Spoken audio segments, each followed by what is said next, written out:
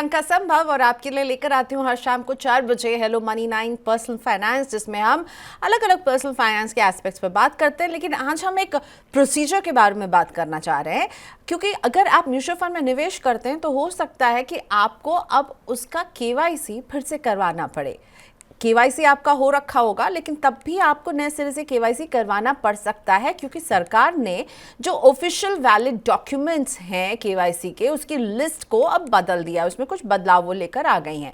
आपने किस डॉक्यूमेंट से केवाईसी करवाया है, इस पर डिपेंड करेगा कि आपका केवाईसी स्टेटस क्या है, वेरीफाइड है, रजिस्टर्ड है, ऑन होल्ड है। इसे आपको कैसे चेक करना है, और अगर आप चेक करके अगर ये ऑन होल्ड आ रहा है या रजिस्टर्ड आ रहा है तो क्या आपको चिंता होनी चाहिए, आपको क्या बदलाव करने हैं, क्यों ज़रूरी है ये बदलाव, और क्या अगर आपने ये बदलाव नहीं किया तो अगले महीने आपकी जो सिप जाती है वो नहीं कटेगी, आपका क्या निवेश फ्रोज कर दिया जाएगा, फ्रीज कर दिया जाएगा। इन सब पर आज हम बात करने वाले हैं। आपके भी जो भी तमाम सवाल हों केवाईसी के इस कंफ्यूजन को लेकर के भेजिएगा। मेरे साथ जुड़ चुके हैं राजेश बंसल जी, को फाउंडर हैं और एमडी हैं मिडास फिनसर्व के। Thank you so much Rajesh ji, आपने वक्त निकाला मनी 9 के लिए। शुक्रिया हमारे साथ जुड़ने के लिए। नमस्ते, स्वागत है आपका सर। और मैं चाहूंगी कि जो लोग हमें लाइव देख रहे हैं, सुन रहे हैं, वो भी राजेश जी से अगर केवाईसी से जुड़ा कोई सवाल पूछना चाहते हैं तो इस तरह से अपने सवाल भेजिए हमारे पास। आप हमें व्हाट्सएप पर भेज सकते हैं सवाल 9311211874, ये है हमारा व्हाट्सएप नंबर।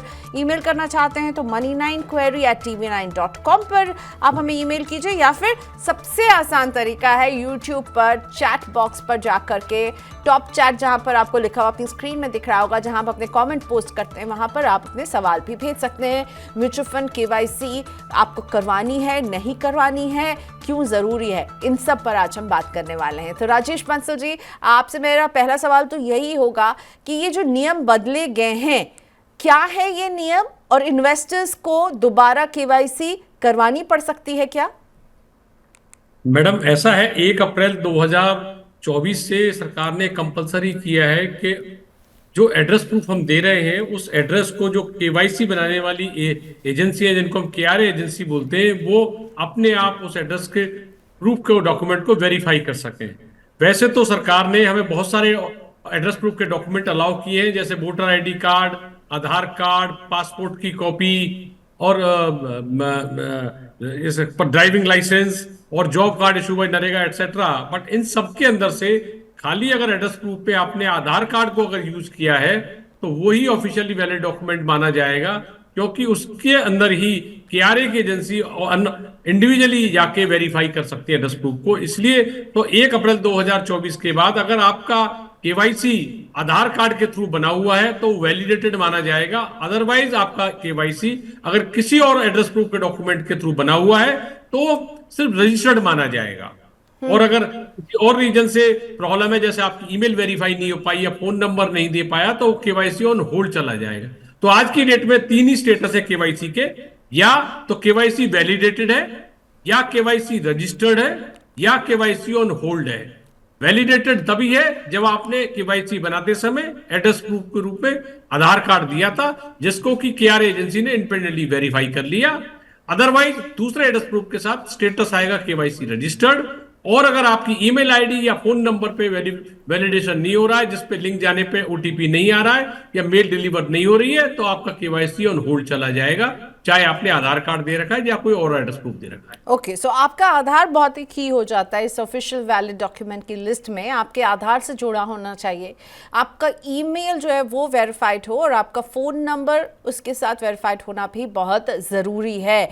तो 3 फ्रंट पर एड्रेस प्रूफ जो कि आपके आधार से चेक होना चाहिए, साथ में आपके पास होना चाहिए आपका जो भी ईमेल एड्रेस है, और आपका फ़ोन नंबर भी इसमें होना चाहिए। तो क्लियरली जो केवाईसी रजिस्टर्ड और केवाईसी वेरीफाइड है, इन दोनों में क्या फ़र्क होता है, ये ज़रा सा समझा दीजिए। अगर मेरे केवाईसी के सामने रजिस्टर्ड लिखा है तो इसका क्या मतलब हुआ, और अगर लिखा हुआ है केवाईसी वैलिडेटेड, मैं जैसे बार बार वेरीफाइड कह रही हूँ गलती से, वैलिडेटेड, इन दोनों में क्या अंतर है? मैडम, ऐसा है, अगर जैसे मैंने पहले कहा कि अगर केवाईसी बनाते समय आपने एड्रेस प्रूफ में आधार कार्ड दिया है तो आपका स्टेटस वैलिडेटेड आएगा। और अगर आपने कोई दूसरा ऑफिशियल और एड्रेस प्रूफ में और डॉक्यूमेंट दिया, like voter ID card, driving licence, passport etcetera, तब आपका केवाईसी पे रजिस्टर्ड आएगा। अब दोनों में फर्क क्या है? अगर आपका केवाईसी रजिस्टर्ड है तो आप अभी भी सारी ट्रांजेक्शन कर सकते हैं, ओनली प्रॉब्लम ये होगी आपको कि अगर आप किसी नए एएमसी के साथ या ऐसे ही म्यूचुअल फंड के साथ फोलियो खोलना चाहते हैं, जहां आपने 1 अप्रैल 2024 से फोलियो नहीं खोला है, तो वहां आप नई ट्रांजेक्शन नहीं कर सकते। ओल्ड ट्रांजेक्शन आपकी चलती रहेंगी और उन्हीं म्यूचुअल फंड के अंदर या एएमसी के अंदर जहां आपका फोलियो खुला हुआ, वहां नई ट्रांजेक्शन भी कर सकते हैं। बट नए एएमसी के साथ या जहां आपने नहीं खोला है, वहां फोलियो नहीं खुल सकता अनलेस आपका केवाईसी वैलिडेटेड है। और जिनका केवाईसी वैलिडेटेड है वो सब कुछ कर सकते हैं, नए फोलियो खोल सकते हैं, पुराने फोलियो में ऐड कर सकते हैं, कुछ भी कर सकते हैं। तो थोड़ी सी रेस्ट्रिक्शन होगी दोनों केवाईसी में। राजेश जी, जो ऑफिशियल वैलिड डॉक्यूमेंट है ओवीडी है, उसमें तो आधार है, पासपोर्ट है, वोटर आई कार्ड है, मनरेगा कार्ड है, तो ये अभी भी चलेगा क्या? मैं इसके जरिए वैलिडेट कर पाऊंगी या फिर मतलब आधार, आप बार बार आधार की बात करें, क्या आधार ही जरूरी है या दूसरे डॉक्यूमेंट्स का इस्तेमाल भी मैं कर सकती हूँ? क्योंकि जो ओवीडी है उसमें तो और भी डॉक्यूमेंट्स हैं, पासपोर्ट है, वोटर आईडी कार्ड है। बिल्कुल मैडम, अभी भी आप दूसरे ऑफिशियल वैलिड डॉक्यूमेंट एक्सेप्ट आधार के से भी अभी भी केवाईसी बना सकते हैं। पर प्रॉब्लम ये होगी आपको हर समय ट्रांजैक्शन करते समय ये सारे डॉक्यूमेंट केवाईसी के हर बार देने होंगे, बार बार देने होंगे। आप जितनी बार ट्रांजैक्शन करना चाहें इन डॉक्यूमेंट के साथ ट्रांजैक्शन कर सकते हैं, पर हर बार आपको केवाईसी के डॉक्यूमेंट उस म्यूचुअल फंड को उस ट्रांजैक्शन के करते समय देने होंगे, अगर आपका आधार से केवाईसी नहीं बना है और वैलिडेटेड स्टेटस जब तक नहीं आएगा। वैलिडेटेड स्टेटस करने का पीछे इस एजेंसी का मकसद या सेबी का मकसद सिर्फ इतना है कि आपको बार बार केवाईसी के डॉक्यूमेंट ना देने पड़े। तो ये आप जो बात कर रहे हैं ये म्यूचुअल फंड्स के लिए है, तो आप अभी जो लोग म्यूचुअल फंड में निवेश करते हैं उनको क्या कहना चाहेंगे? किनको ये फिर से केवाईसी करवा लेना चाहिए और किनको नहीं? मैडम मैं तो ये कहूंगा, अगर म्यूचुअल फंड में आपने, क्योंकि एक पॉपुलर टूल है और सब लोग इन्वेस्ट करते हैं, तो जो लोग म्यूचुअल फंड के इन्वेस्टर हैं उनको अगर उनका केवाईसी का स्टेटस अभी भी रजिस्टर्ड आ रहा है तो उसे वैलिडेट करा लेना चाहिए, क्योंकि फिर बार बार डॉक्यूमेंट देने का झंझट नहीं रहेगा और वो इंडिपेंडेंट हो जाएंगे, फ्री चॉइस हो जाएगी उनकी कि किसी भी म्यूचुअल फंड के साथ, किसी भी एमसी के साथ कभी भी और कैसा भी इन्वेस्टमेंट कर सकते हैं। अदरवाइज रजिस्टर्ड में आपकी चॉइस बड़ी लिमिटेड हो जाएगी। आप सिर्फ उन्हीं एएमसी में पैसा लगा सकते हैं, इन्वेस्ट कर सकते हैं जहां आपका फोलियो ऑलरेडी खुला हुआ है, नहीं तो आप नहीं कर पाएंगे, या आपको हर बार उस हर म्यूचुअल फंड के साथ ये डॉक्यूमेंट देने पड़ेंगे, बार बार देने पड़ेंगे। ओके और एनआरआईज, नॉन रेजिडेंट इंडियंस भी जो है वो म्यूचुअल फंड में निवेश करते हैं, उनके लिए क्या प्रोसेस में कुछ बदलाव आया है? बिल्कुल मैडम, क्योंकि एनआरआई के साथ एक बड़ी समस्या है कि उनके पास आधार नहीं होता है। तो जहां आधार होगा नहीं, और हमने बार बार अभी आपने देखा कहा कि आधार से ही केवाईसी वैलिडेट होगी, तो फिर एनआरआई के पास आधार तो है नहीं, फिर वैलिडेट कैसे होगा? तो उनके लिए गवर्नमेंट ने कंपलसरी किया है कि उनको पासपोर्ट की कॉपी के साथ एक OCB card, overseas corporate body या POI, person of Indian origin, देना होगा कंपलसरी फॉरेन एड्रेस प्रूफ के साथ, तभी उनका केवाईसी बनाया जाएगा और उनको केवाईसी का स्टेटस हमेशा रजिस्टर्ड ही आएगा। Okay fine. अब ये बताइए कि अब इस नियम के बदलने से फाइनेंशियल और नॉन फाइनेंशियल ट्रांजैक्शंस पर कैसा असर पड़ेगा? मैडम वैसे तो कोई फर्क नहीं पड़ेगा, अगर आपका केवाईसी रजिस्टर्ड भी है तो मैंने जैसे बताया पुराने आप कंटिन्यू कर सकते हैं, आपकी पुरानी शिफ्ट चल रही है तो चलती रहेगी, कोई परेशानी नहीं आएगी उसमें, ऐसे ही जैसे पहले जा रही थी ऐसी जाती रहेगी। प्रॉब्लम जब आएगी जब आप नई म्यूचुअल फंड में जहां आज तक फोलियो नहीं खोला है उसमें आप एसआईपी करना चाहेंगे तो नहीं होगी रजिस्टर्ड, रिजेक्ट हो जाएगी। और नॉन ऐसी सेम नॉन फाइनेंशियल ट्रांजेक्शन में तो कोई भी दिक्कत नहीं है, आपने कुछ अपडेट करना है कर सकते हैं, अनलेस आपका केवाईसी ऑन होल्ड नहीं गया है। ओके तो कोई इन्वेस्टर अपना केवाईसी स्टेटस कैसे चेक कर सकता है राजेश जी?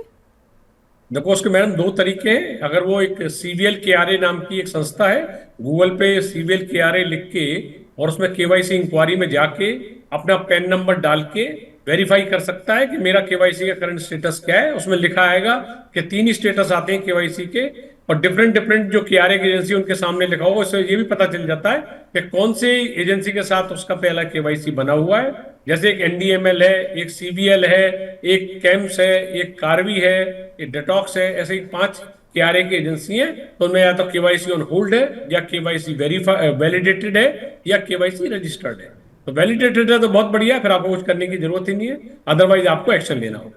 ओके, तो सीवीएल केवाईसी रजिस्ट्रेशन एजेंसी के वेबसाइट पर जाकर के अपने पैन नंबर के सहारे हम चेक कर सकते हैं। रजिस्टर है तो आप कंटिन्यू करते रहेंगे निवेश, कोई दिक्कत नहीं है, लेकिन आप नया निवेश जब शुरू शायद नहीं कर पाएंगे, किसी और कंपनी की स्कीम में निवेश नहीं कर पाएंगे। अगर मैं कुछ गलत कहूं तो सर मुझे रोकिएगा। और अगर वैलिडेटेड है तब तो बल्ले बल्ले भाई, आपको कुछ करने की ज़रूरत नहीं है, आप बिल्कुल सेफ हैं। सो ये ध्यान रखिएगा कि आपको जाना है सीवीएल केवाईसी रजिस्ट्रेशन एजेंसी के पर ऑनलाइन और जाके से चेक करना। अब ये बताइए कि अगर मेरे केवाईसी स्टेटस में कोई भी समस्या है, अगर वो वैलिडेटेड नहीं है या ऑन होल्ड पर चला जाता है, तो जहां मैं निवेश करती हूँ वो कंपनी मुझे ईमेल के जरिए या मैसेज के जरिए कम्युनिकेट करेगी या मुझे खुद जाकर चेक करना चाहिए इसे?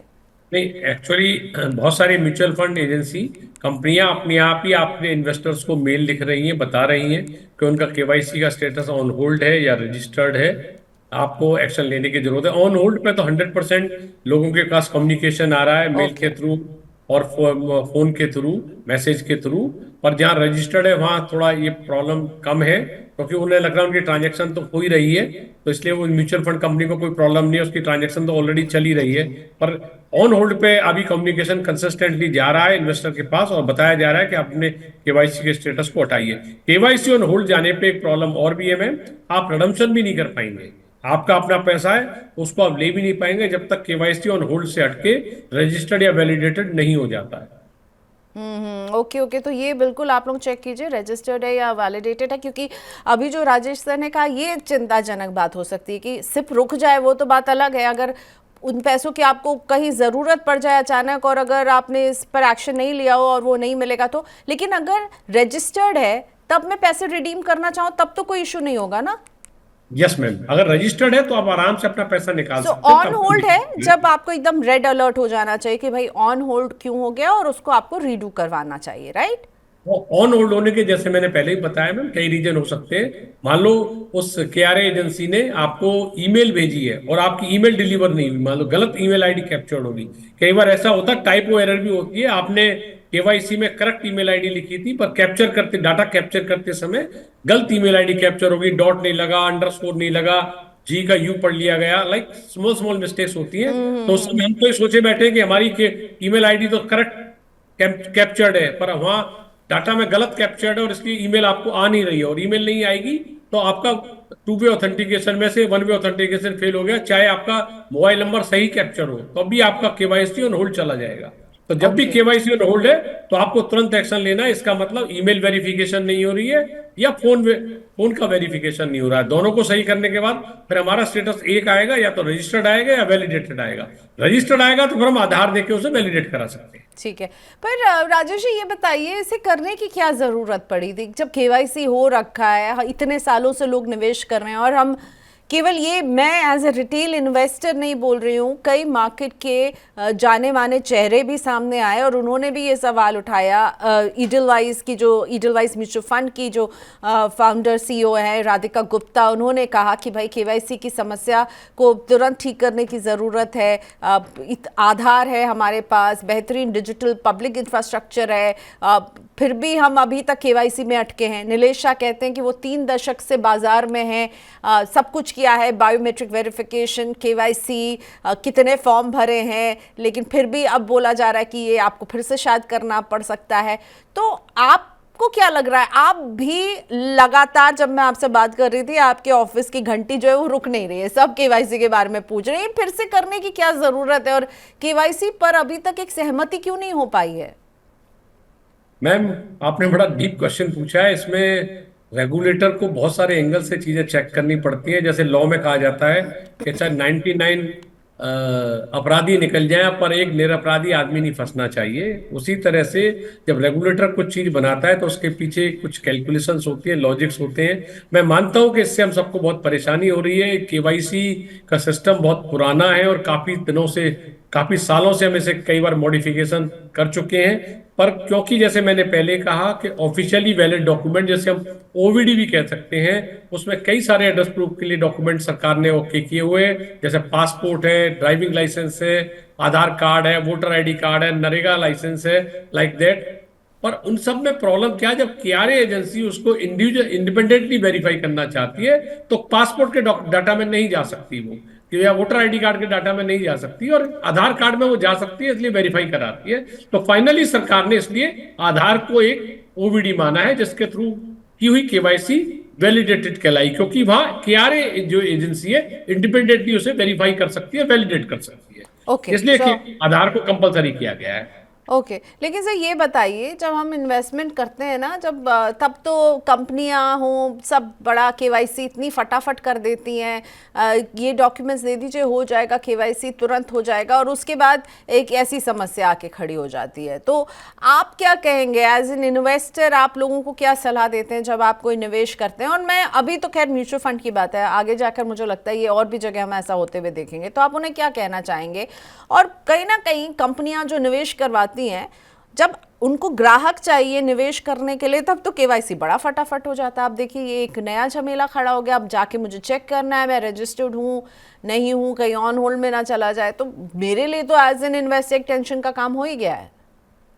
ऐसा नहीं है मैम, जिस इंटरमीडियरी को यूज किया, जिस एडवाइजर या डिस्ट्रीब्यूटर की सर्विस आपने ली हुई है, ये उसका रोल है और उसकी ड्यूटी है कि आपके केवाईसी के स्टेटस को वैलिडेट कराए। जैसे आजकल हमारी पूरी टीम इस मुहिम में लगी हुई है, और हम पिछले 15 दिन में अपने करीब 20-25% इन्वेस्टर का डाटा को वैलिडेट करा चुके हैं, और अभी भी 20-25% मेरे को लगता है थोड़े रह गए होंगे जिनको हम ऑफिशियली वैलिडेट करा रहे हैं। तो ऐसा नहीं है कि सारी जो इंटरमीडियरी इन्वॉल्व होती है उनका रोल ये नहीं होता कि खाली इन्वेस्टमेंट के समय ही हमें देखना है। हमारा काम है इन्वेस्टर को लास्ट स्टेज तक, लमसम तक हम उसके साथ रहें, उसको हेल्प करें, और हम वैलिडेट कराने में मदद कर रहे हैं। और जो इन्वेस्टर को जो इंडिपेंडेंटली अपने आप इन्वेस्ट कर रहे हैं उनके लिए थोड़ा चैलेंज हो सकता है, पर उनके लिए भी ऐसी प्रॉब्लम नहीं है, वो किसी डिस्ट्रीब्यूटर की हेल्प ले सकते हैं और डायरेक्टली खुद जाके म्यूचुअल फंड के ऑफिस में जाके भी सही करा सकते हैं।